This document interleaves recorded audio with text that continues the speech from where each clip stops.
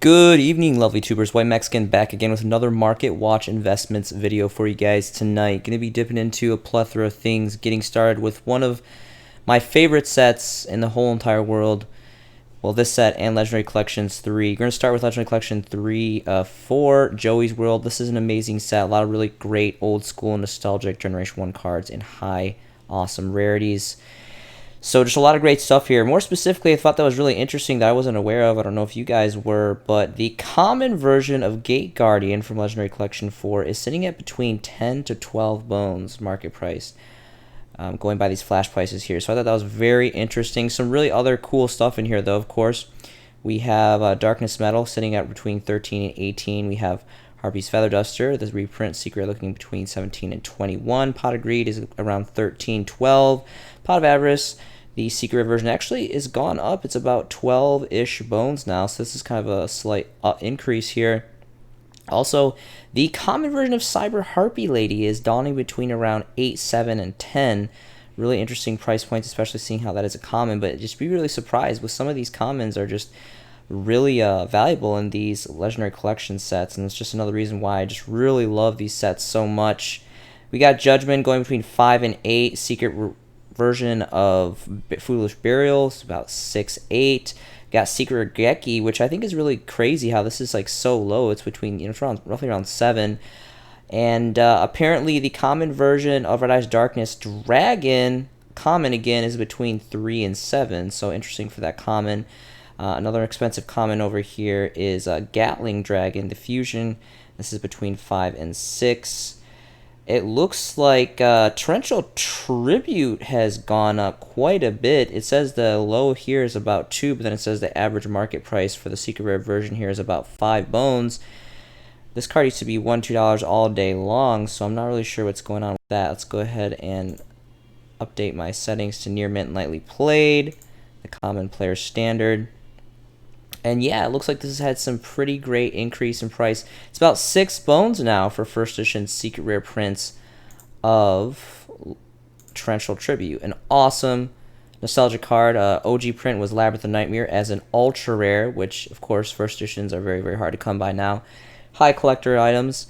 But the secret rare reprint is definitely a healthy alternative. It has an amazing, amazing rarity of secret rare, which looks just very, very great. All right, so moving on here. Apologize about the flip-flap of between the panels here. I'm just trying to move on, but that's really cool. So we have an updated price point for Torrential Tribute. Moving down the line here, we got secret rare versions of Scapegoat, which is pretty cool. Which is saying between 3 and 5. 6 cents, still to this day, a solo print common super band card. Is about 5, between about 5 bones. Secret versions of Brow, Book of Moon, and Spy. All really great stuff. Just kind of wanted to do a flash price on the first page, but just all around an amazing set. Have nothing but praise. You guys should definitely take a look at this set. Next is going to be Legendary Collection 3, the precursor to Legendary Collection 4, Yugi's World. This is an amazing set. Of course, we have the reprint secret version of Dark Magician Girl and its OG artwork here for the TCG, sitting between 50 and 68. Dark Paladin secret rare version sitting between 23, 32. Very interesting fluctuations between the low as the market price is very, very. I guess it's always kind of a pretty big differential, but between 10 and 18 for Magician of Chaos. The second secret reprint of this, there's actually the Masters collection, I believe, was the first secret rare reprint of BLS right after the Invasion Chaos original OG Ultra Rares. Really great stuff between 12 and 18. Of course, we got an additional secret rare print of Harpy's Feather Duster. These sets, Legendary Collection 3 and 4 ran kind of parallel. They reprinted some of the same cards and same rarities. It was kind of interesting choice, but cool because they're really great rarities and it kind of doubled the chance of players getting these in these high rarities. These cards here, like Secret Rare Heart, Change of Heart, Graceful Charity, some of my all-time favorite band cards. Love the artwork on these, and these are amazing secret rare versions. Here, secret rare version of Sangan's pretty good price between 10 and 13. Got Buster Blader secret rare. Pieces of the Forbidden One secret rare. Again, another secret rare copy, dual copy of Pot of Greed. So just all around really great stuff. Surprisingly enough, the super rare version of Sakuretsu armor is about between 6 and 7, so that's kind of been an uptick in that. I don't really know why it's been going up, but interesting stuff. An amazing set. Guys should just really check it out. Again, just wanted to kind of get this in your head so you guys can start, thinking, getting the gears moving, and go and review these things for yourself. Next is going to be Legendary Collection Kaiba. This was, significantly newer compared to Legendary Collections 3 and 4, but there were some amazing reprints. This had some of the hottest reprints back in the day. Of course, we got ultra rare versions of all the pretty much the hot hand traps. We have an amazing secret rare updated foiling of Delinquent Duo. This was an original ultra rare of Magic Ruler. Really, really great stuff. The first edition OG prints are ungodly, but this is a pretty good price for the reprint. But being secret rare, looks really great in secret rare foiling. Surprisingly enough, the OG print of the artwork of the Blue Eyes, I believe this was one of the promos for the set, is pretty expensive. It's like 5 to 10, so I'm not really sure. I wanted to check that out. If you guys have versions of this, I'm not really sure. I don't know if this was a promo, or I'm pretty sure that it was a promo. I don't think you had to pull this in the packs. I think it was just a promo that came with the box set. But this is holding some pretty good value here. It's looking at about 7 bones. So if you guys have these are pretty much a throwaway card for quite a while. So I think this is a really good.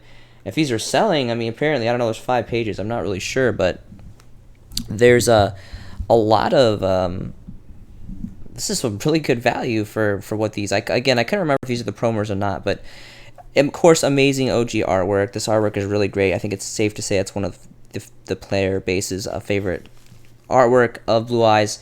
So really great stuff there, but just an all-around amazing set. You guys should definitely check it out.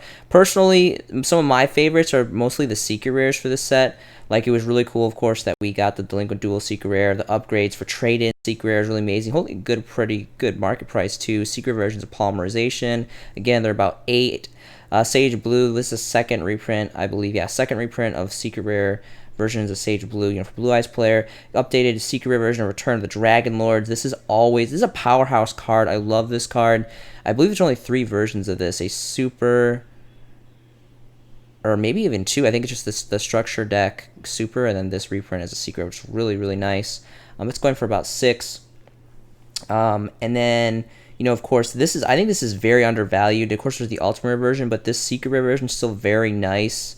Of Utopia the Lightning S39, really, really great card. Of course, secret rare versions of Ravine, Shrine, and secret rare versions of Terraforming. There's just a lot of it. And I think this is highly underrated too. I know this is at 1 right now, but Card of Demise, for those road decks out there, is a really amazing card. This is the highest rarity, technically by hierarchy rarity, and it's only about 3 bones, probably even for some first editions.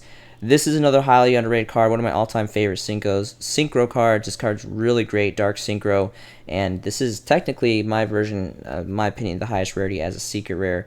Really great stuff. So this was just an amazing Legendary Collection set. Some really awesome stuff in this. Next is going to be Secret Forces. If you guys have forgotten about good old Necrosses, the fan favorite, player deck, just awesome.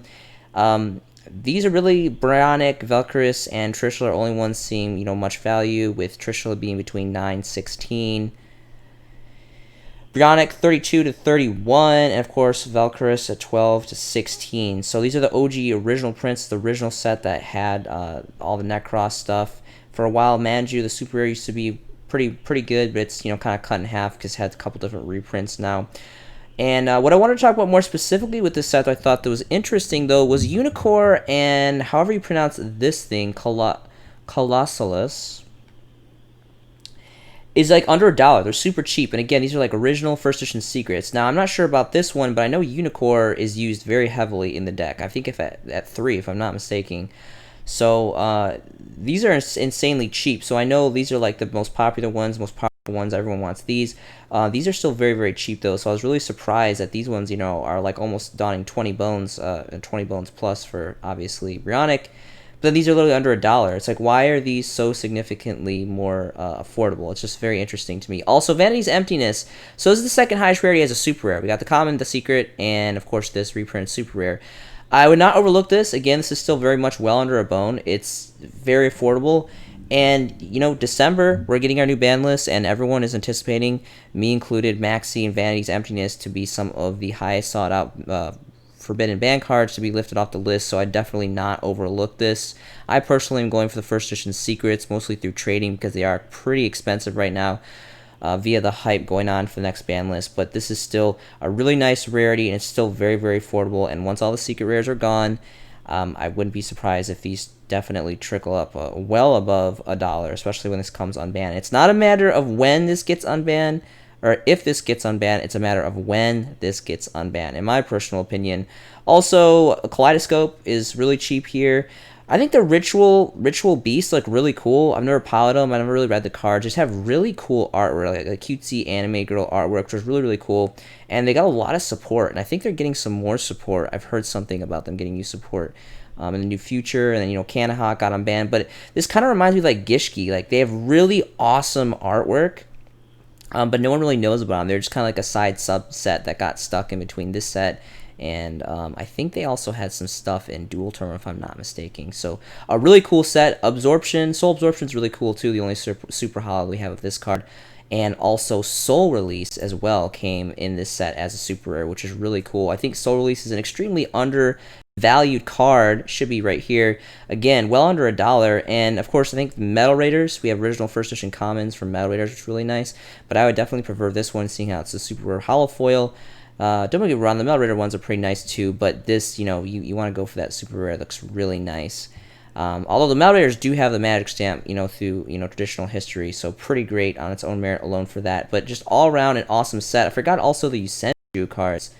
It's a pretty neat deck core too, which is really cheap. It came in here as well. So just a really cool secret set there. That's got some pretty hidden cool stuff. All right, so I want to review again my what I call the Gen 1, 2, and 3 starter decks. Of course, the Generation 1, it looks like it was around, I think, 2002, 2003 era, if I believe. Starter decks, Joey, Yugi, Pegasus, Kaiba, and Yugi, all that stuff. And of course, these are just like ungodly expensive, for the first edition. Well, I mean, not really so much. It's been fluctuating for the first edition Red Eyes. I'm not talking about the sealed, obviously these are the sealed boxes, but I'm talking about more specifically about the main cards. So first edition Red Eyes, first edition Relinquished. These are very much attainable. It's been quite a while since I reviewed them. I reviewed them pretty heavily, so you guys should know by now, gauging the prices for these. But everyone's after, of course, the first edition ultra rare original versions of Dark Magician and Blue Eyes. Those are like the God Seekers for Generation 1. That's what I consider Generation 1, which is pretty much kind of unattainable. It's like already been in the collector's market for several years now, probably for like a decade or maybe even more. Generation 2 is going to be the Revolution, which I'm going to come back to because it's on the later pages here. But Generation 3 is what I consider the Reloaded series, where you have Ultimate Rare, the only versions of Ultimate Rare, Dark Magician, and Blue Eyes that we have here in the TCG so far. And it looks like the last time I reviewed this, Dark Magician for the first editions exclusively. Again, this is strictly for collector's value, and anime history and credibility between Yugi and Dark Magician and Kaiba and Blue Eyes and all that great stuff, and just the sheer fact that these are the only ways that you can get this high rarity of Ultimate Rare for these cards. Last time I reviewed this, the Ultimate Rare first editions for the Dark Magician here from this Generation 3 set was 5 bones. I'm not really sure what is going on with my settings here. I don't know why it's not loading. Oh, I think it's... Okay. I have to actually go into the set itself, which looks like they're maintaining roughly around that price point. Again, you're only going to want to go for the first editions. This is all about collector value.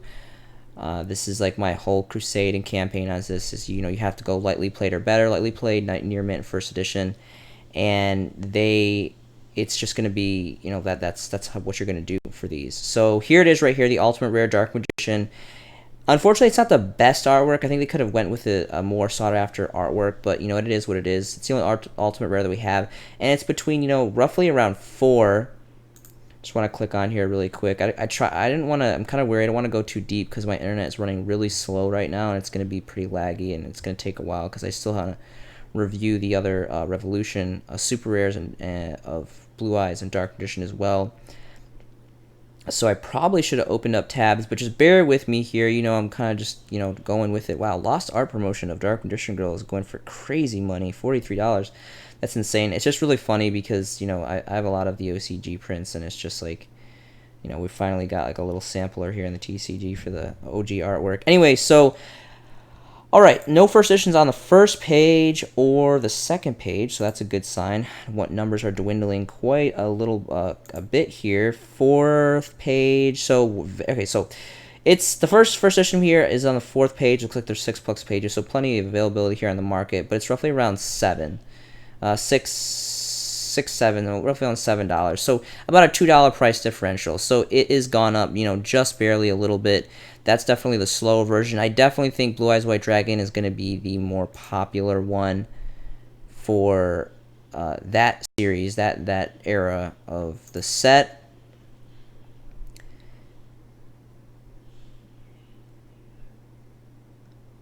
This is really going to take some time, so I really apologize about it. I really should have.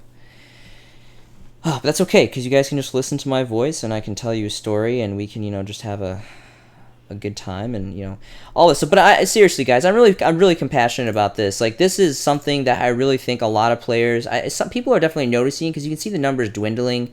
But it's something that I really try to push out this education, push out this awareness, because I really think it's a good opportunity for people that don't want to spend too much to kind of break into, you know, slowly transition to break into some collector market stuff. And this is going to hold value. Like, I promise you, like, this is all speculative. This is all my opinion, you know, this is like white Mexican logic, but I really do believe, like, some of my, like, more confident investments are in collectors value stuff, and this stuff is just like easy pickings. It's like the low hanging fruit, in my personal opinion. So, you know, it could fluctuate like anything else, and it could take longer than some things, of course, but you know, that's what it's all about. You know, this game is, you kind of win some, you lose some, you ride it out, or you know, pull a trigger, and that's what makes it, that's what, you know, that's what it's all about. It's really fun. Looks like it's about 7 starting for the market value for the ultimate rare versions of Blue Eyes White Dragon here, the ultimate version. Again, not the best artwork, but it's cool because it's an ultimate rare, you know. I mean, granted that it came out of a starter deck, but still, this is a fairly getting, you know, up there in age now too, so availability is going to be a little bit more scarce. About 5+ pages here on the market. No first editions on the first 2 pages, or the first 3 pages at that. And the first edition is going to be about 10 bones, around 10, 11 bones if you factor in shipping. So I personally was buying these at 5.4 for both the Dark Magician and the White Dragons for first editions exclusively. Probably about 2-ish, roughly around 2 years ago, maybe a little less, maybe a little bit more. So this is double. This is obviously exponentially growth. It's went from 5 to 11. So really great growth in this. And then the last ones are going to be the super rare versions of the starter deck evolutions.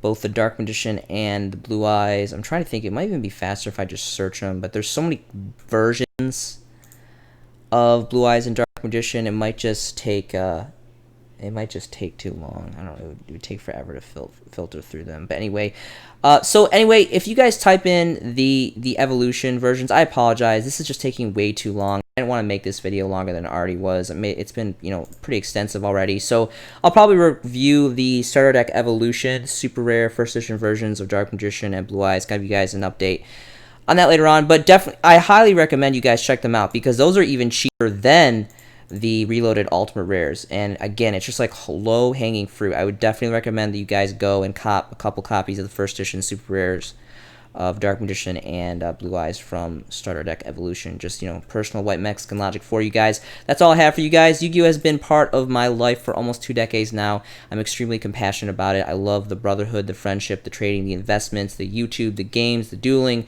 everything. It's really great. I think this game brings so many amazing things to just an opportunity to people who just open up to it and can really get into it, and it's just a really great time for everyone involved, in my personal opinion. I hope you guys are making some amazing Yu-Gi-Oh investments yourself. This has been a showcasing by the White Mexican, and I'll see you in the next video.